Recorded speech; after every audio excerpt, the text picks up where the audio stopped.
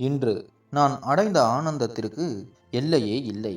என் கனவு தேவதை அஞ்சனாவை கரம் பிடித்த நாள் இது. அவளை முதலில் ஒரு திருமண வரவேற்பு நிகழ்ச்சியில் கண்டேன். முதல் பார்வையிலேயே அவள் மீது என் காதல் வேறுவிட்டது. அவளது பேரழகு அத்தகையது. கால தாமதம் செய்யாமல் உடனடியாக என் வீட்டிலிருந்து அவளது வீட்டிற்கு பெண் கேட்டு சென்றேன். என் நிரந்தரமான நல்ல உத்தியோகம் காரணமாகவோ அவர்களும் சம்மதம் தெரிவித்தார்கள். 3 மாத நீண்ட காத்திருப்புக்கு பிறகு இன்று என் கைகளால் அவளது கழுத்தில் மாங்கல்யம் ஏறியது. என் இல்லத்தரசியாக என் வாழ்வில் பிரவேசித்திருக்கிறாள். இந்த கடைசி 3 மாதங்களும் அவளது அண்மையில் கழிக்கப் போகும் இரவுகளை பற்றிய கற்பனைகளிலேயே நீண்டு 3 யுகங்களாய் கழிந்தன. நிச்சயதார்த்தம் நடந்த நாள் முதல் அவள் மீதான என் மோகமும் காதலும் நாளுக்கு நாள் பெருகியது. அவளுக்கு வயது 22. அசாத்தியமான அழகுடன் திகழ்ந்தாள். எனக்கு 25. நானும் நல்ல தோற்றத்துடன் தான் இருந்தேன். திருமண மண்டபத்தில் எங்களை பார்த்தவர்கள் எல்லோரும் சந்திரனும் சூரியனும் ஒன்று சேர்ந்த ஜோடி என்று வர்ணித்தார்கள். அஞ்சனா என் தாயின் உறவுக்கார பெண் என்பதால் அவளது குணம் நடத்தை குறித்து நான் எந்தவித விசாரணையையும் செய்யவில்லை. அவளது வசீகர அழகில் நான் முற்றிலும் மயங்கி போயிருந்தேன். உறவினர்கள் மத்தியில் இத்தகைய விசாரணை தேவையற்றது என்றும் கருதினேன். மணவரைக்குள் அடியெடுத்து வைத்தேன். என் இதயம் படபடவென்று ஒலித்தது. அஞ்சனா தலையில் முக்காடு இட்டு கூச்சத்துடன் அமர்ந்திருந்தாள். நான் என்றென்றும் காண துடித்த அந்த காட்சி அது. மெல்ல மெல்ல அவளை நோக்கி என் காலடிகளை எடுத்து வைத்தேன். அவள் அருகே சென்று அமர்ந்தேன். அவளது கைகள் நடுங்குவதை என்னால் உணர முடிந்தது. அவள் மிகுந்த பதற்றத்தில் இருந்தாள் என்பதை புரிந்து கொண்டேன். என் உதடுகளில் தானாக ஒரு புன்னகை அரும்பியது. இப்படி வெட்கத்துடனும் தவிப்புடனும் இருக்கும் என் மணமகளை பார்த்தபோது என் பிரியம் பன்மடங்கானது. அவளது நடுக்கம் நிறைந்த கைகளை பற்றி என் கைகளுக்குள் எடுத்தேன். நான் தொட்ட வேகத்தில் அவள் தன் கைகளை சட்டென்று இழுத்து கொண்டாள். இந்த குழந்தைத்தனமான செய்கை எனக்கு சிரிப்பை வரவழைத்தது. இவள் மிகவும் கூச்ச சுபாவம் உள்ளவள் என்பதை புரிந்து கொண்டேன். வெட்கப்படும் பெண்களை எனக்கு பிடிக்கும். ஒருவேளை அதனால்தான் அவள் எனக்கு இத்தனை பிடித்து விட்டாளோ? அஞ்சனா, பயப்பட எதுவுமே இல்லை. நான் உன்னை மிகவும் அன்புடன் பார்த்து கொள்வேன். நீதான் என் முதல், என் கடைசி காதல் என்றேன் மென்மையாக. பின்னர் மெல்ல அவளது முக்காட்டை விலக்கினேன். என் கண்கள் அகல விரிந்தன. விண்ணிலிருந்து ஒரு தேவதை என் அறைக்கு இறங்கி வந்தார் போல் தோன்றியது. நான் மிகவும் கொடுத்து வைத்தவன் என்று எண்ணினேன். அவளது அழகை வர்ணித்து நான் கவிதை பாட தொடங்கினேன். ஆனால் அவளது முகத்தில் ஒரு துளி சிரிப்பு கூட இல்லை. அது என்னை லேசாக கலக்கமடைய செய்தது. ஒரு மணமகன் தன் மனைவியை புகழ்ந்தால் அவள் வெட்கப்பட்டு புன்னகைக்கவாவது செய்வாளே. இவள் ஏன் இப்படி இருக்கிறாள்? மிகவும் கூச்ச சுபாவம் கொண்டவள் என்றாலும் சிறிதாவது சிரிக்கலாமே. அவள் சிரிக்கவே இல்லை. மாறாக இவள் அழுதே விடுவாளோ என்று கூட எனக்கு தோன்றியது. நான் அவளுடன் நெருங்க முயன்றபோது அவள் சட்டென்று வயிற்றை பிடித்து கொண்டு, ஐயோ, எனக்கு வயிற்று வலி தாங்க முடியவில்லை என்றாள். அவளது வார்த்தைகள் என்னை நிலைகுலையச் செய்தன. சிறிது நேரத்திற்கு முன்வரை மகிழ்ச்சியின் உச்சத்தில் இருந்த நான் இப்போது குழப்பம் மற்றும் கோபத்தின் விளிம்பில் நின்றேன். இந்த செய்கை ஒரு நாடகமாக இருக்குமோ என்று ஒரு சந்தேகம் எழுந்தது.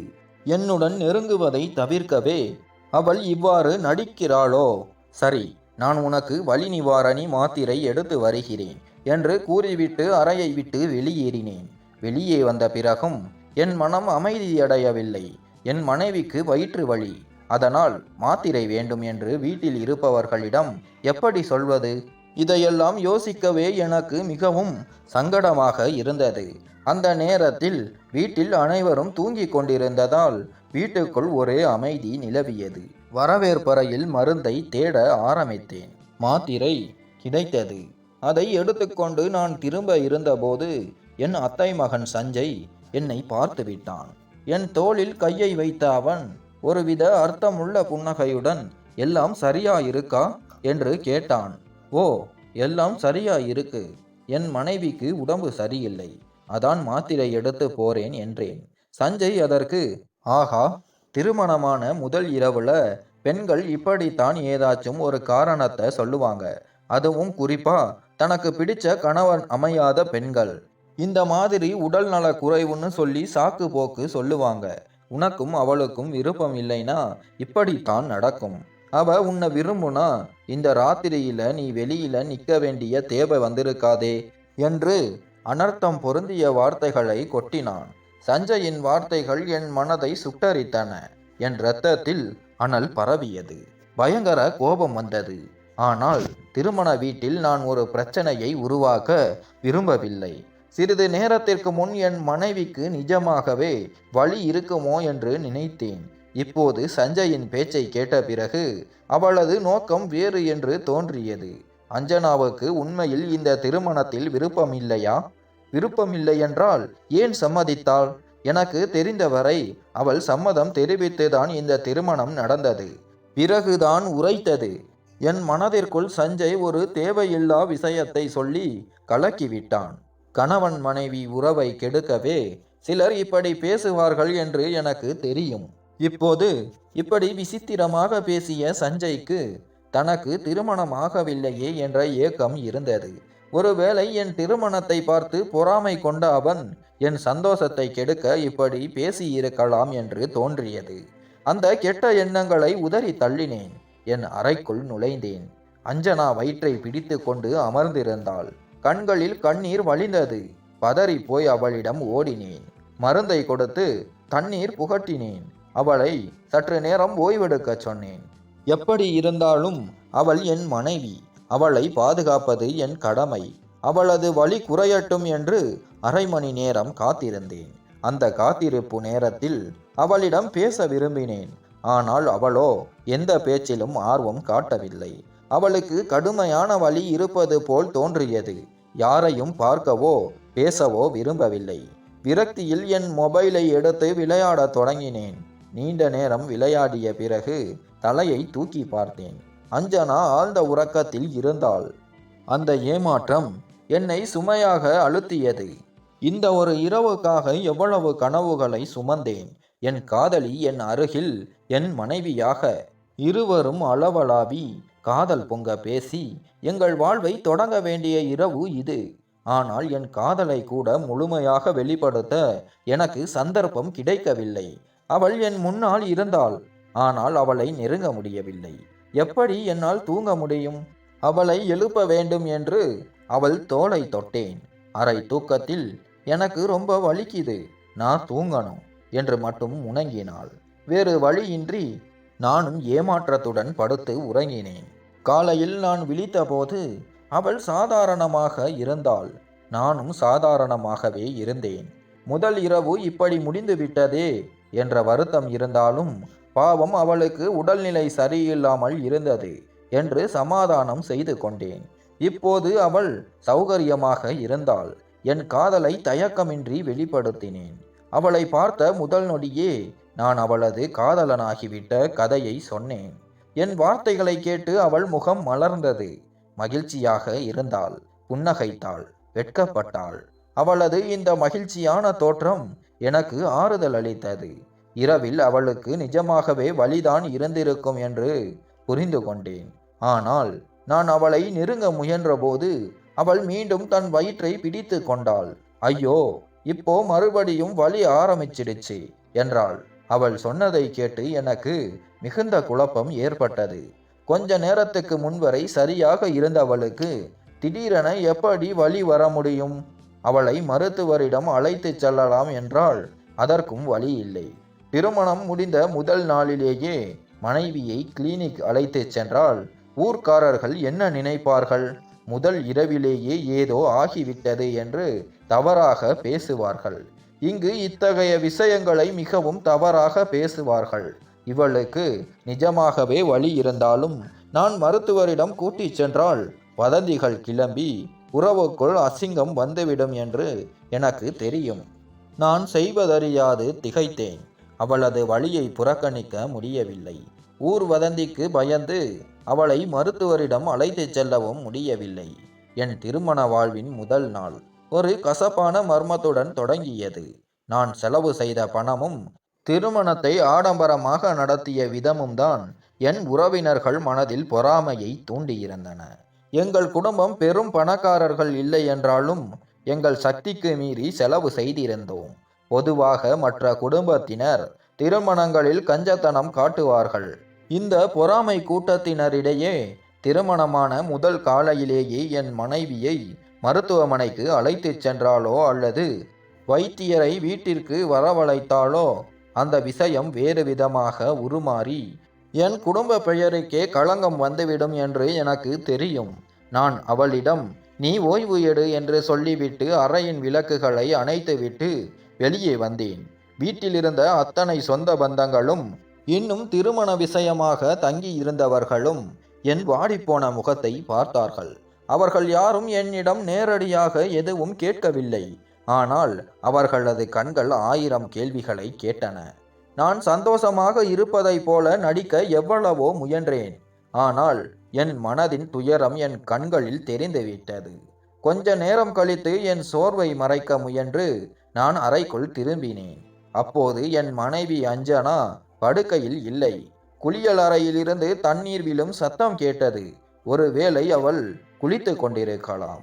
என் பார்வை மெதுவாக படுக்கை விரிப்பின் மீது விழுந்தபோது என் உணர்வுகள் அனைத்தும் உறைந்து போயின. வெள்ளை நிற படுக்கை விரிப்பில் செந்நிற திட்டுக்கள். என்னால் அந்த காட்சியை கற்பனை கூட செய்து பார்க்க முடியவில்லை. இவையெல்லாம் என்ன நடந்து கொண்டிருக்கின்றன? சிறிது நேரத்தில் அஞ்சனா குளித்து முடித்து வெளியே வந்தாள். கோபத்தில் நான் கொந்தளித்தேன். அந்த திட்டுக்களை பற்றி அவளிடம் கேட்டேன். அவளோ அதிர்ச்சியடைந்தாள். ஒருவேளை அவள் குளிப்பதற்கு முன் அவற்றை கவனிக்கவில்லை போல் இருந்தது. ஸ்தம்பித்து போய் வெறித்து படுக்கை விரிப்பை பார்த்தேன். என் கோபம் எல்லை மீறியது. பல கேள்விகளை கேட்டேன். ஆனால் அவளோ அமைதியாக நின்றாள். எனக்கு இப்போதே பதில் வேண்டும். இதற்கெல்லாம் என்ன அர்த்தம்? இல்லை என்றால் இந்த நிமிடமே உனக்கு விவாகரத்து கொடுத்து விடுவேன் என்று சத்தம் போட்டான். என் மிரட்டலை கேட்டதும் அவள் மேலும் பதற்றமடைந்தாள். என் அருகே வந்து என் உதடுகளில் தன் கையை வைத்து விவாகரத்து தர வேண்டாம் என்று கெஞ்சினாள். அப்படியென்றால் இந்த திட்டுக்களுக்கு என்ன காரணம் என்று சொல் என்றேன். அவள் தயவு செய்து எனக்கு 3 மாதங்கள் அவகாசம் கொடுங்கள். எல்லாவற்றையும் நானே உங்களிடம் சொல்லிவிடுவேன். ஆனால் 3 மாதங்களுக்கு முன் இந்த ரகசியத்தை நான் சொன்னால் மோசமான விளைவுகள் நடக்கும் என்று கூறினாள். அவளது வார்த்தைகளை என்னால் நம்ப முடியவில்லை. ஏதோ பொய்யான சாக்கு சொல்கிறாள் என்றே தோன்றியது. இல்லை, இப்போதுதான் எனக்கு எல்லாவற்றிற்கும் பதில் வேண்டும். நேற்று இரவு என்னுடன் நெருங்க மறுத்தாய். இன்று காலையிலும் உன் போக்கு சரியில்லை. இப்போது இந்த திட்டுக்கள். நான் உன்னை ஒரு காதல் திருமணம் செய்தேன்.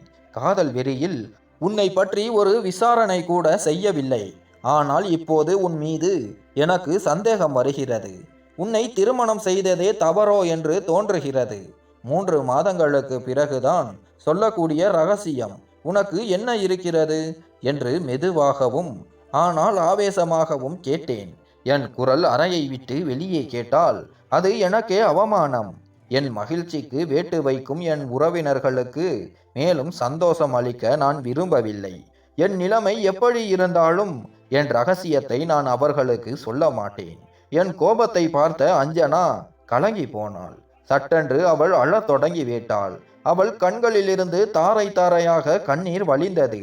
அவளது அழுகை என் இதயத்தை தாக்கியது. அவள் எப்படி இருந்தாலும் அவள் என் காதல் மனைவி அல்லவா? அவள் அழுவதை பார்த்து என்னால் பொறுக்க முடியவில்லை. அழாதே என்று சொல்லிவிட்டு அவளை படுக்கையில் அமர வைத்தேன். அறையின் கதவு லேசாக சாத்தியிருந்தது. அதை நாங்கள் இருவரும் கவனிக்கவில்லை. அவள் உட்கார்ந்ததும் என்னை கைகூப்பி கெஞ்சினாள்.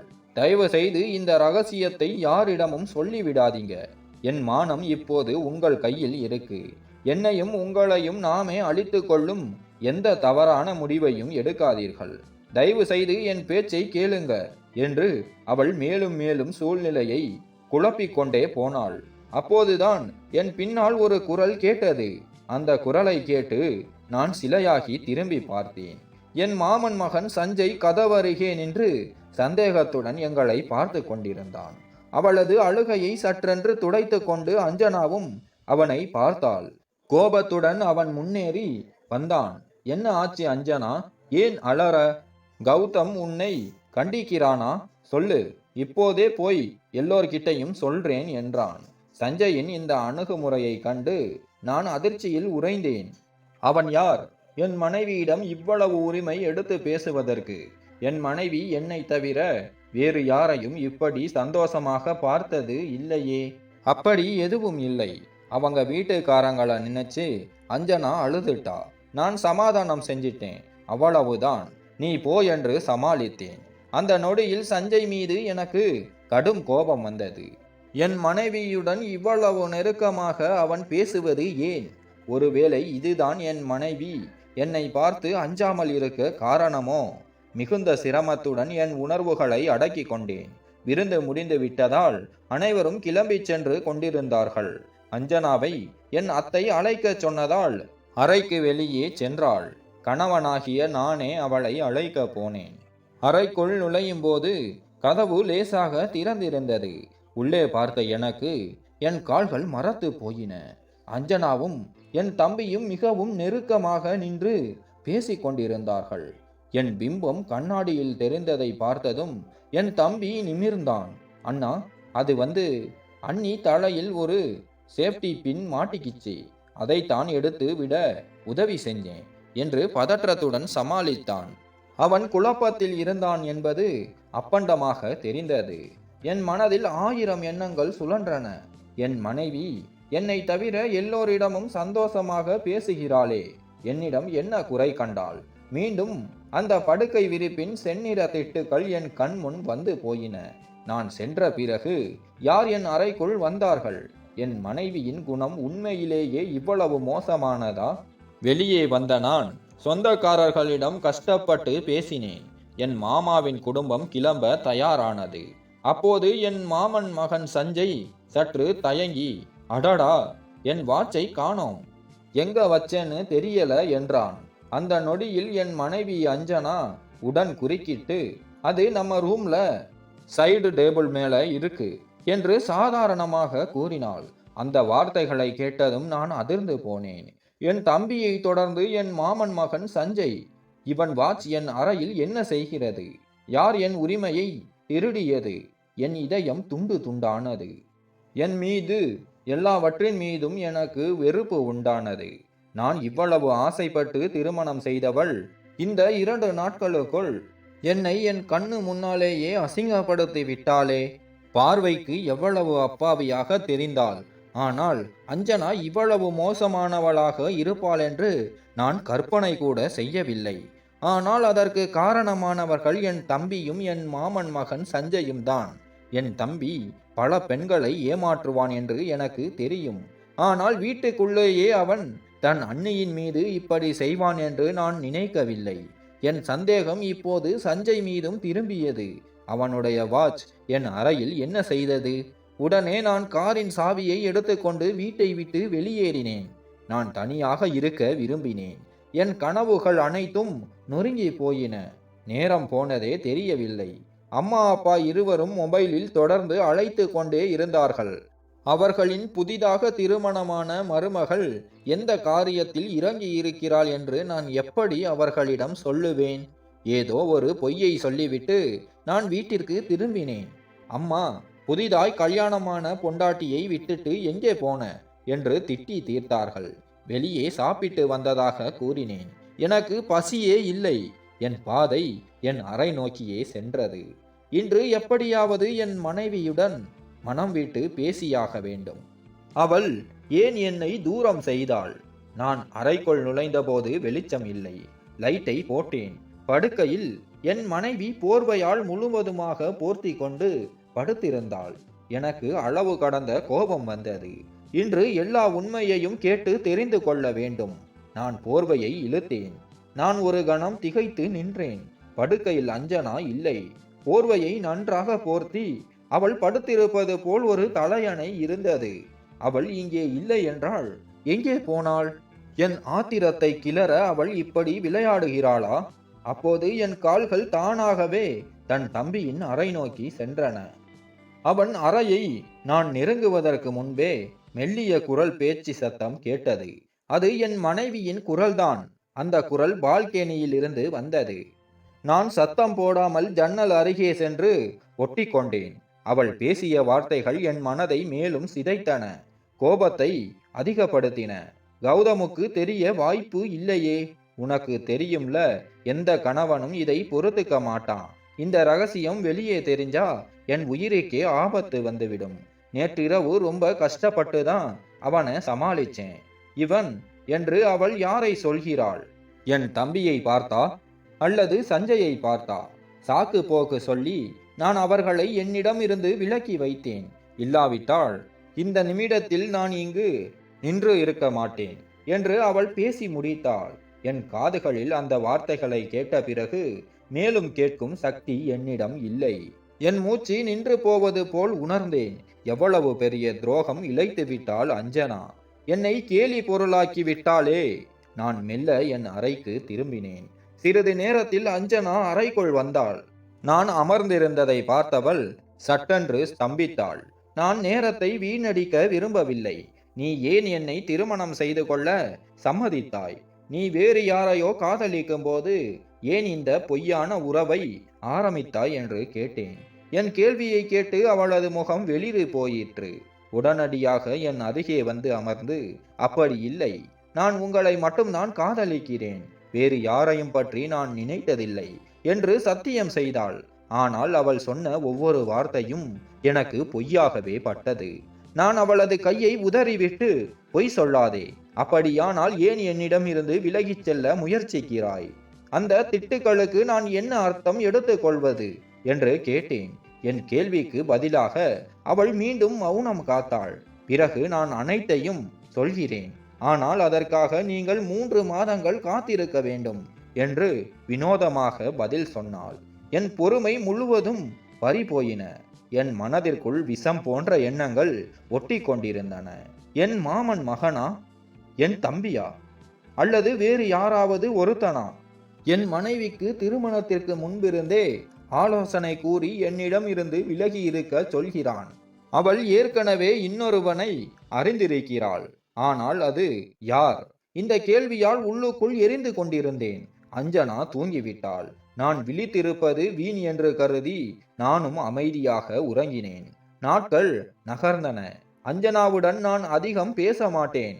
ஆனால் வீட்டில் உள்ளவர்கள் மத்தியில் அவளிடம் மிகவும் அன்பாக நடந்து கொண்டேன். என் உறவினர்களுக்கு சந்தேகப்பட நான் இடம் கொடுக்க விரும்பவில்லை. அஞ்சனா மற்ற எல்லோருடனும் அன்பாக பேசினாள். என் தாய், சகோதரர்கள் என அனைவரையும் நன்றாக கவனித்துக் கொண்டாள்.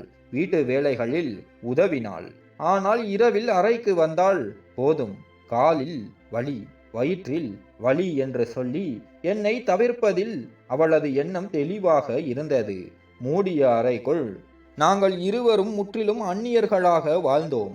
ஒரு நாள் நான் சீக்கிரமாக வேலைக்கு சென்றுவிட்டு இரவு 10 மணிக்கு தாமதமாக வீடு திரும்பினேன்.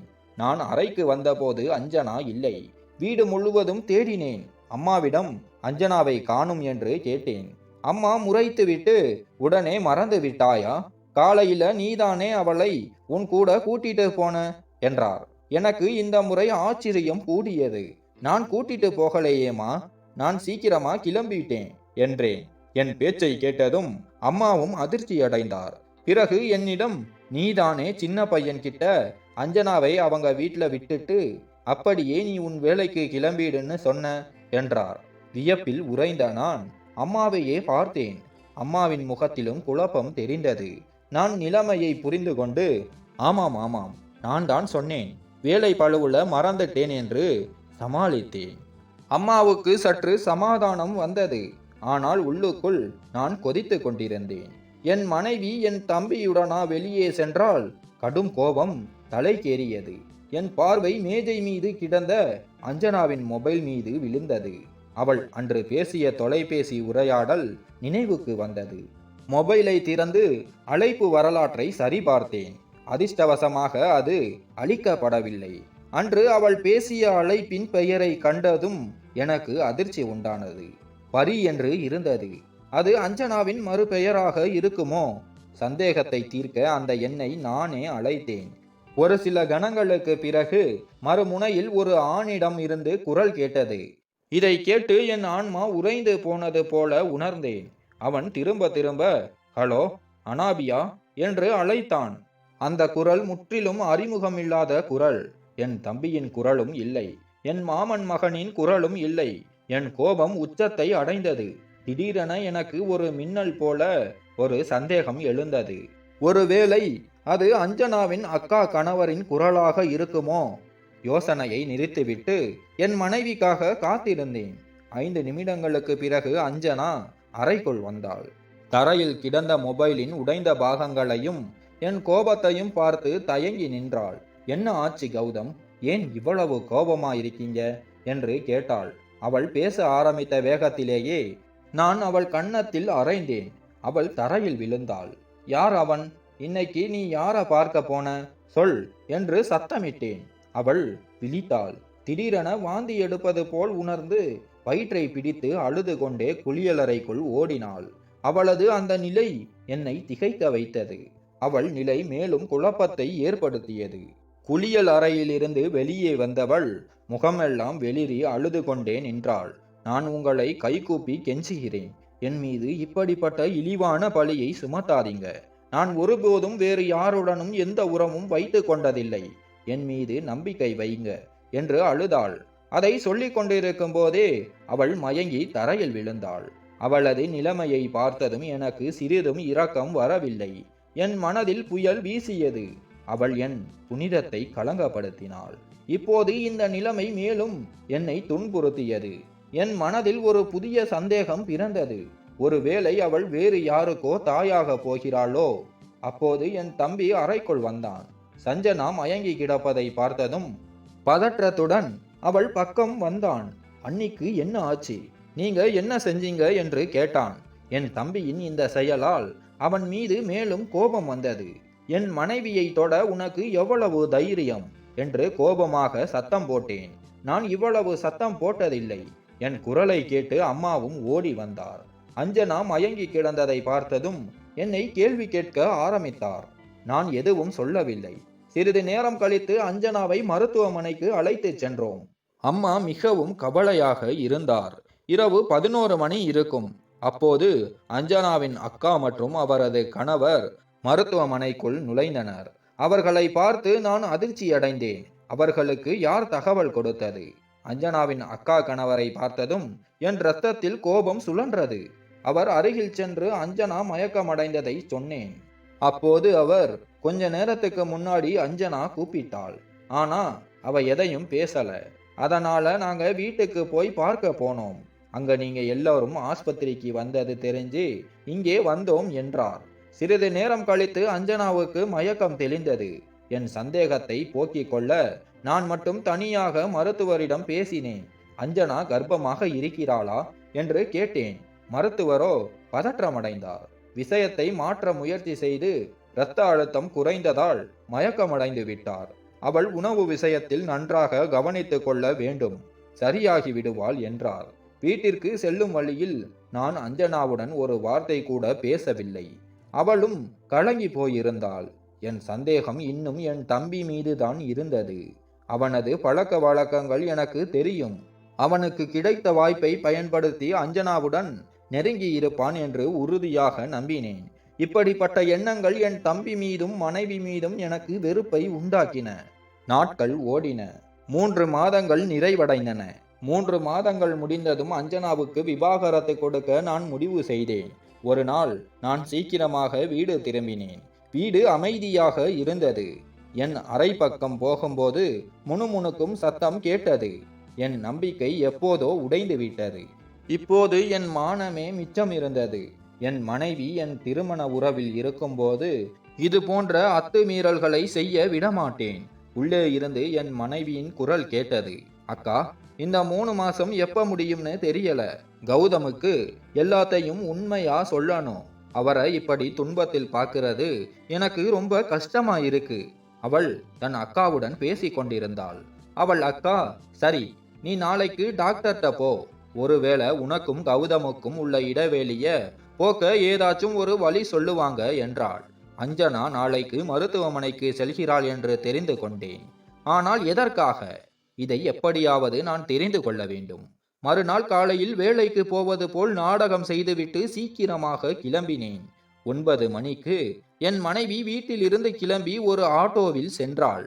நான் அவளை பின்தொடர்ந்தேன். சிறிது தூரம் சென்ற பிறகு அவள் ஒரு மகப்பேறு மருத்துவர் கிளினிக்கு வெளியே இறங்கினாள். என் சந்தேகம் உறுதியானது. என் உடலில் வெறுப்பின் அலை பரவியது. அவள் உள்ளே சென்ற பிறகு நானும் உள்ளே நுழைந்தேன். நான் வரவேற்பறையில் அமர்ந்திருந்த பெண்ணிடம் என் மனைவியின் பெயரை கேட்டேன். அந்த செவிலியர், ஓ, உங்க மனைவிக்கான அறிக்கை இப்பத்தான் வந்திருக்கு, நீங்க இதை கொண்டு போய் டாக்டர் கிட்ட கொடுங்க, உங்கள் மனைவி உள்ளதான் இருக்காங்க என்று ஒரு காகித கட்டை என் கையில் கொடுத்தார். அந்த காகிதத்தை திறந்து பார்க்கும் தைரியம் எனக்கு இல்லை. உள்ளே மருத்துவரிடம் கொடுப்பதற்கு பதிலாக நான் அவற்றை கையில் எடுத்துக்கொண்டு கிளினிக்கில் இருந்து வெளியே வந்தேன். அங்கிருந்து நேராக வீட்டிற்கு சென்று என் அறையில் அமர்ந்து அழுதேன். என் முதல் காதல், என் மனைவி எனக்கு இவ்வளவு பெரிய துரோகம் இழைத்தாளே. நான் இதை எதிர்பார்க்கவில்லை. கொஞ்சம் நேரம் கழித்து என் மனைவி வெளிரிய முகத்துடன் அறைக்குள் நுழைந்தாள்.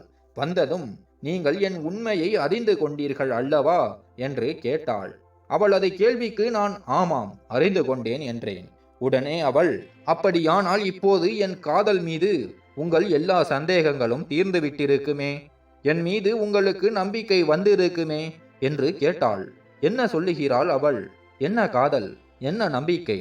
நான் மேலும் பேசுவதற்கு முன்பே அஞ்சனா அந்த அறிக்கையை எடுத்து என் கண்கள் முன் விரித்து உரக்க படிக்க ஆரம்பித்தாள். அவள் தன் வாயால் வாசித்த வார்த்தைகளை கேட்டதும் என் உடம்பு முழுவதும் நடுங்கியது.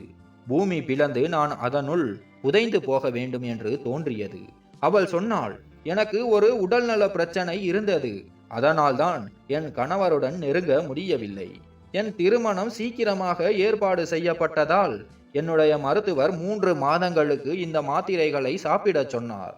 நான் இந்த 3 மாதங்களில் மருத்துவரின் அறிவுரைகளை பின்பற்றாமல் இருந்திருந்தால் என்னால் ஒருபோதும் தாங்கி இருக்க முடியாது. அதனால்தான் நான் உங்களை என்னிடம் இருந்து விலக்கி வைத்தேன். இப்போ பாருங்க, என்னுடைய அறிக்கைகள் எல்லாமே சரியா வந்திருக்கு. நான் இப்போது ஆரோக்கியமாக இருக்கிறேன். என் மனைவி சொன்னதை கேட்டு நான் மிகவும் வெட்கப்பட்டேன். அந்த அறிக்கைகள் உண்மையானவை. அவளது கஷ்டத்தை தெரிந்து கொள்ளாமல் அவசரப்பட்டு நான் எத்தனையோ தவறான முடிவுகளையும் சந்தேகங்களையும் வளர்த்து கொண்டேன். நான் வெட்கி தலை குனிந்து என் மனைவியிடம் மன்னிப்பு கேட்டேன். அஞ்சனா உடனே என்னை மன்னித்து விட்டாள். அந்த நொடியில் அவள் மீது அளவு கடந்த பிரியம் வந்தது. என் தவறான எண்ணங்களுக்காக நானே வெட்கப்பட்டேன். வாழ்க்கையில் இது போன்ற தருணங்கள் வரும். வெறும் தவறான புரிதலின் அடிப்படையில் நாம் நமது உறவுகளையும் வாழ்க்கையையும் அழித்துக் கொள்கிறோம். அந்த சமயத்தில் சற்று நிதானத்துடன் அறிவின் துணையுடன் செயல்பட்டிருந்தால் பல சிக்கல்களை தவிர்த்து விடலாம். இத்துடன் கதை முடிந்தது. கதை பிடித்திருந்தால் லைக் மற்றும் சப்ஸ்கிரைப் செய்யவும். நன்றி.